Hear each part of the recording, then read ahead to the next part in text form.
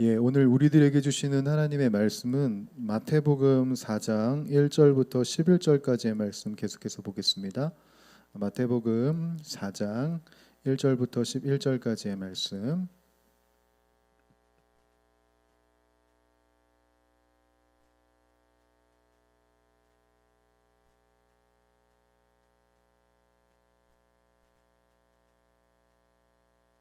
우리 마태복음 4장 1절부터 11절까지의 말씀을 제가 한 절 그리고 여러분들이 한 절 교독하도록 하겠습니다.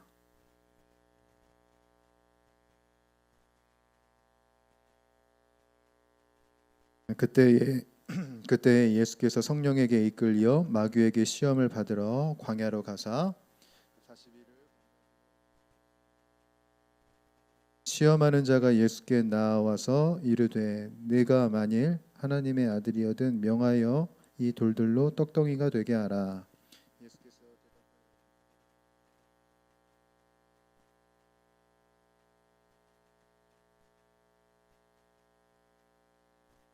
이에 마귀가 예수를 거룩한 성으로 데려다가 성전 꼭대기에 세우고 이르되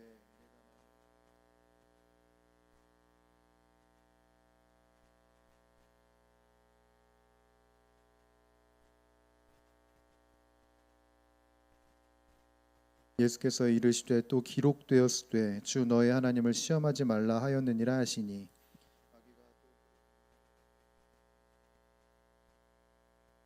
방을 보여 이르되 만일 내게 엎드려 경배하면 이 모든 것을 내게 주리라. 이에 예수께서 말씀하시되 기록되었으되 주 너의 하나님께 한 그를 섬기라 하였느니라. 함께 읽겠습니다. 이에 마귀는 예수를 떠나고 천사들이 나와서 수종드니라. 아멘. 이 말씀 앞에 우리들의 고백을 하나님께 드리도록 하겠습니다. 이 성경은 하나님의 말씀입니다.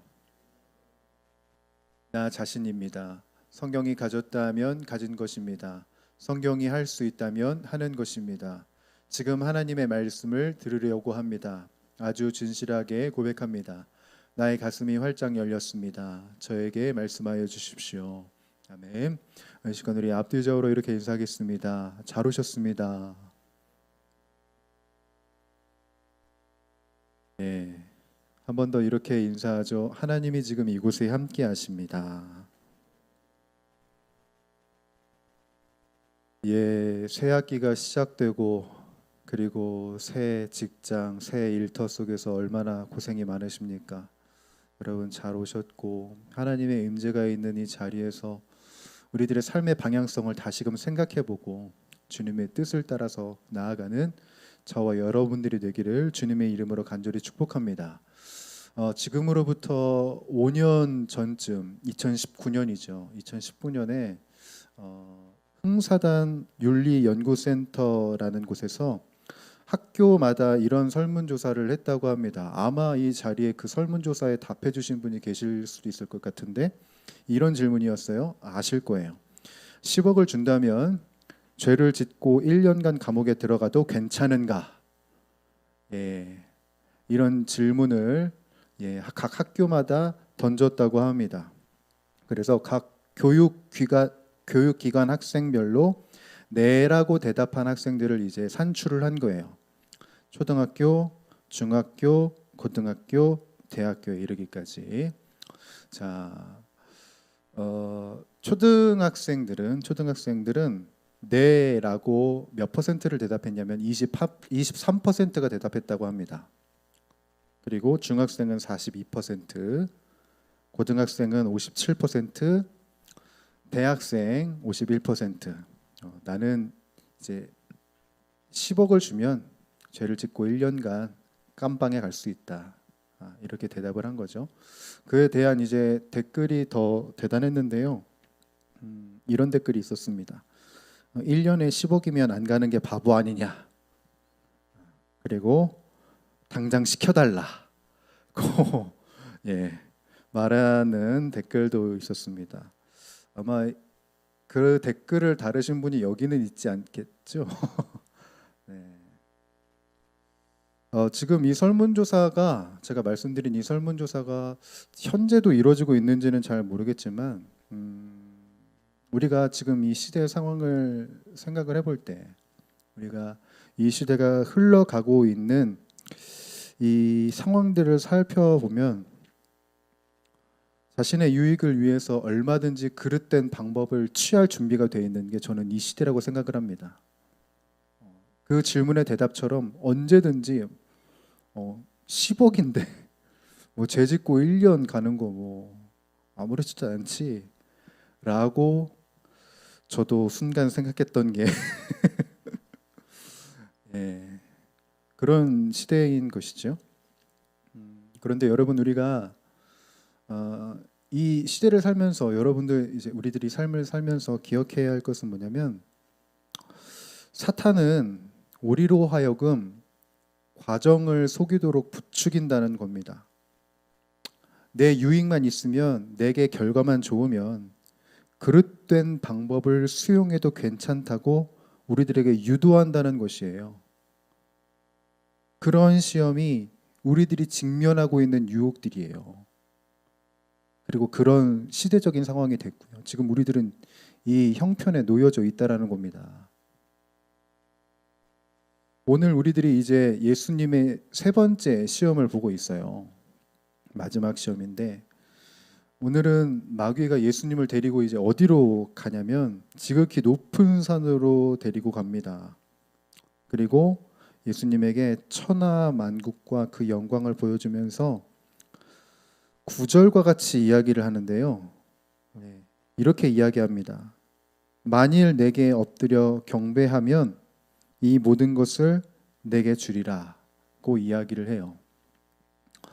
사탄이 보여줬던 그 천하 만국과 영광은 이 성경 학자분들께서 되게 공통적으로 이런 이야기를 하시는데, 무엇이냐면 물질적인 풍요로움을 나타내는 말이다. 이 천하 만국과 영광이라는 것이. 그리고 풍요로움뿐만 아니라 세상의 명예와 명성도 보여준 것이다 라고 말씀들을 하세요. 사실 그도 그럴 게, 여기 오늘 본문에 있는 이 8절에 있는 영광이라는 단어를 헬라어 원어로 보게 되면 실제적으로 명예, 경의, 명성이라는 뜻도 같이 있거든요. 그러니까 그런 의미를 담아서 예수님에게 이제 보여준 것이다. 이 세상의 풍요로움과 세상의 명예를 보여준 것이다 라고 말씀들을 하세요. 특별히 오늘 시험에 있어서 좀 재밌는 포인트는 뭐냐면, 우리가 앞서 보았던 두 가지의 시험의 성격이 여기에 다 담겨져 있다라는 거예요. 풍요로움. 첫 번째 시험에 나왔던 겁니다. 돌을 떡으로 만드는 것. 말씀 없이 배부르고 풍족하게 사는 삶에 대해서 이미 첫 번째 시험에서 다뤘죠. 자, 명성. 두 번째 시험에서 다뤘던 겁니다. 여러분, 성전 높은 꼭대기에서 뛰어내려서 짜잔 하면은 어떻게 될까요? 그 예배 자리에 모였던 모든 사람들이 명예롭다, 경이롭다라고 이야기할 것입니다. 화려함, 그 모습을 보인 그 예수님에게 아주 손쉽게 명예에 대해서 이야기를 했을 것이에요.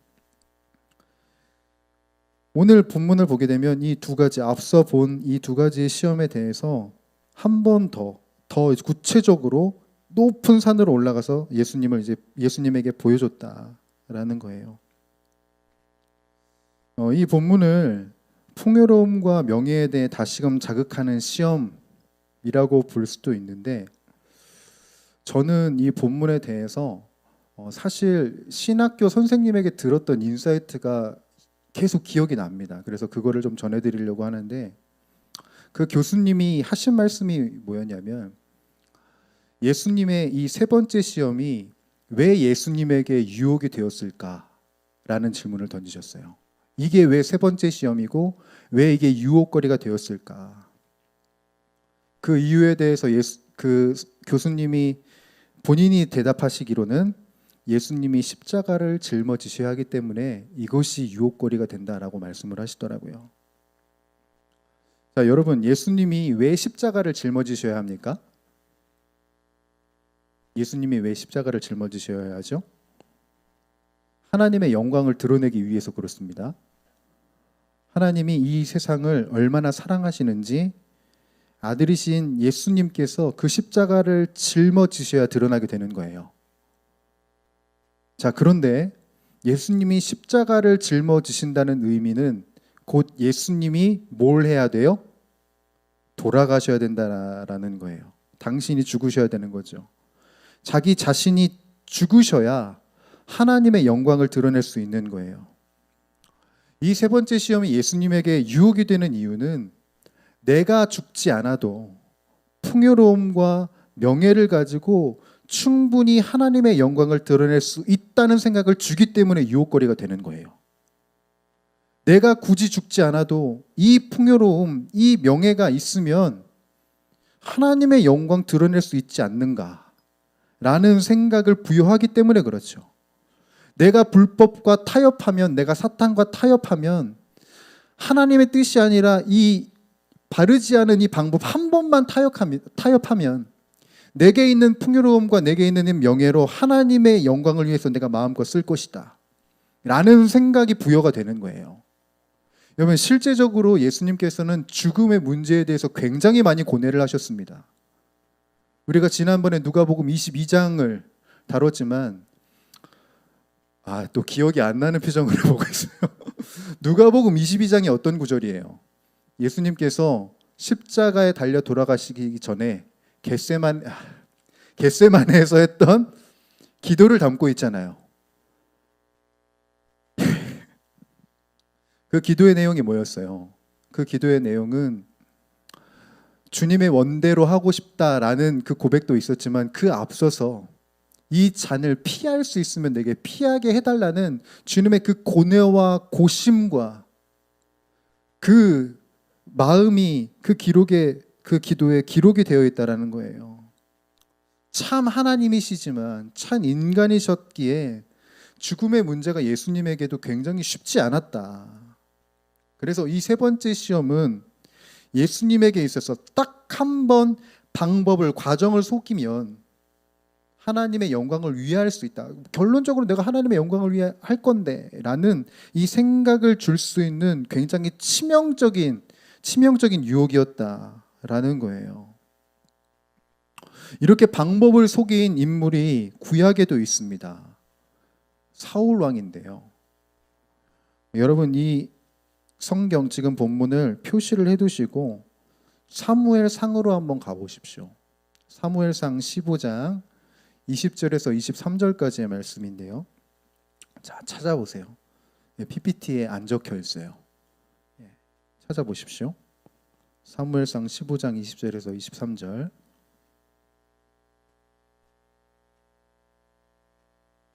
자, 찾으셨나요? 이 구절에는, 이 15장 20절에서 23절에는 우리가 너무 잘 아는 구절이 나와요.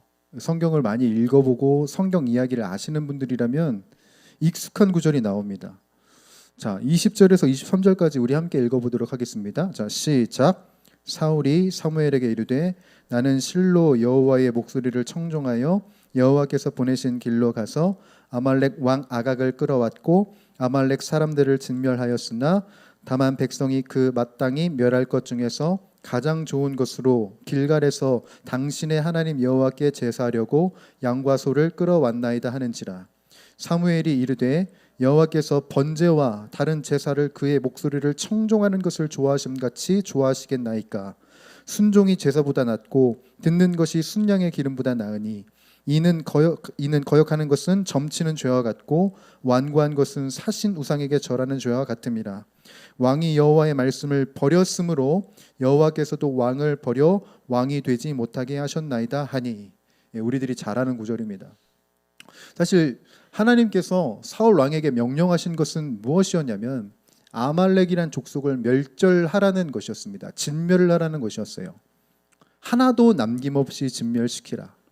근데 오늘 본문은 이 사무엘상 15장을 보니까 사울이 어떻게 합니까? 하나님께서 진멸하라고 말씀하신 그 아말렉의 것들을 진멸하지 않고 남겨둡니다. 그 이유는 우리들이 읽은 것과 같이 하나님께 제사하기 위해서. 하나님께서 말씀하신 것과 다른 것을 결정하셨습니다. 근데 그 결정이 무엇을 위한 것이었다? 하나님께 제사하기 위함이었다. 이것을 하나님이 기뻐 받으셨는가? 여러분, 우리가 읽어본 바와 같이 기뻐하지 않으셨습니다. 사무엘은 하나님이 진정 원하시는 것에 대해서 다시금 언급하죠. 순종이 제사보다 낫고 듣는 것이 순양의 기름보다 낫다. 아무리 그 결과물이 하나님을 제사하기 위한 것이었다 할지라도 과정을 속인 것은, 하나님의 뜻이 아닌 과정을 속인 것은 하나님이 결코 기뻐하지 않으신다는 것을 이야기합니다. 결국 이 사건으로 인해서 사울 왕권은 자신이 더 통치할 수 있는 기간이 축소가 돼요. 여러분, 이게 우리들의 삶 속에서도 경험하는 것 아니겠습니까? 결과만 좋으면 과정은 속여도 된다라는 은연중의 생각과 유혹들이 우리들에게 있는 것이죠. 결과만 좋으면 되는 거 아닌가? 아니요, 여러분. 그 과정이 하나님의 뜻과 하나님의 말씀에 의한 것이 아니라면 그 결과물은 하나님이 받지 않으십니다. 예수님도 이러한 분명한 인지를 하고 계셨어요. 그래서 우리들에게 본을 보여주시면서 말씀하십니다. 10절이에요. 자, 마태복음 4장 10절 함께 읽어봅니다. 시작. 이에 예수께서 말씀하시되 사탄아 물러가라. 기록되었으되 주 너의 하나님께 경배하고 다만 그를 섬기라 하였느니라. 아멘. 마귀의 시험과 예수님의 그 대답을 관통하는 하나의 단어가 있는데요. 여러분 체크하십시오. 경배입니다. 경배라고 하는 단어를 우리들은 예배에서 많이 들어왔죠. 예배 순서에서 경배와 찬양이라는 말도 있고, 우리 하나님을 경배합시다라는 말을 사용하기도 합니다. 우리들이 흔히 사용하는 이 경배 말의 어원을 찾아봤는데요. 이 어원을 따라가 보니까 합성어입니다. 결합된 말이라는 거죠. 무슨 의미냐면 무엇을 향하여 라는 단어와 엎드리다가 합쳐진 게 경배라는 단어의 의미예요. 그래서 어원을 따져서 보면은 이 경배가 무엇을 향하여 엎드리다 라는 의미를 갖고 있는 거예요. 그래서 여러분 잘 보면 마귀가 한 말과 예수님의 대답에서 이 경배 앞에 지칭대명사가 붙습니다. 마귀는 나에게 예배하라, 나에게 예배하라고 되어 있고, 예수님은 하나님께 예배해야 한다라고 되받아주신 거예요. 여러분, 경배에 있어서, 예배에 있어서 정말 중요한 것은 무엇이냐면 방향성입니다. 누구를 향하고 있느냐, 누구에게 엎드려 있느냐, 누구를 내가 바라보면서 나아가고 있느냐 인 것이죠. 우리가 근데 흔히 하는 실수는 뭐냐면 하나님을 향하는 그 경배를 어디에서만 하냐면 여기서만 한다는 게 문제입니다.